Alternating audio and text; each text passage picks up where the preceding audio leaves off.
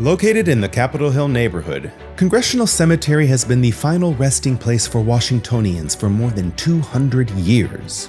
The 35-acre cemetery contains scores of noteworthy citizens among the 70,000 burials.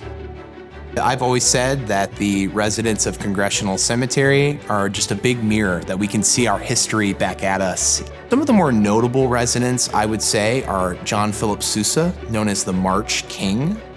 We also have J. Edgar Hoover, the first director of the FBI, Mayor Marion Barry, our mayor for life, the Harlem Renaissance scholar, Elaine Locke, as well as the Choctaw war chief, Pushmataha. Our cemetery is unique. It is a space that I know of. We're the only space that allows off-leash dog walking as a membership program.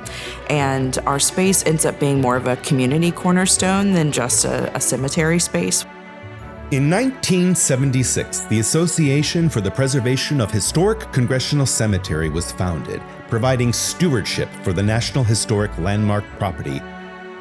We were a space that was somewhat neglected in the 60s and 70s, and as a result, a group of neighbors came together with their dogs and started walking them in the cemetery, and then they were able to tax themselves to do things like mow the lawn and take care of the space.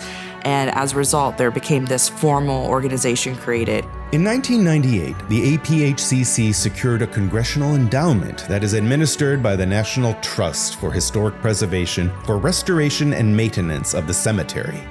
In 2023, the cemetery raised enough capital to fully match the endowment, allowing it to begin using the full benefits of the arrangement to support continued and expanded stewardship of the property.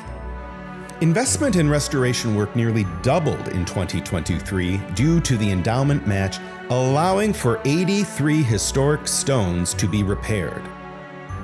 We do events. We have 5K runs in the space. We do preservation initiatives. We have tours.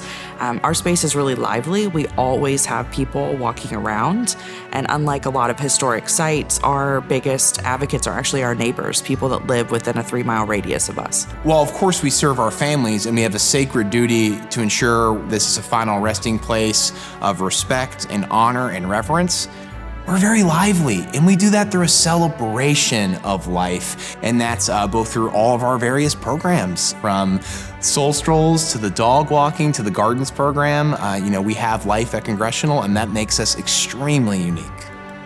Once one of Washington, D.C.'s most endangered places, Congressional Cemetery now sets a tremendous example of how stewardship, education, and volunteerism are the cornerstones of a successful cemetery preservation program.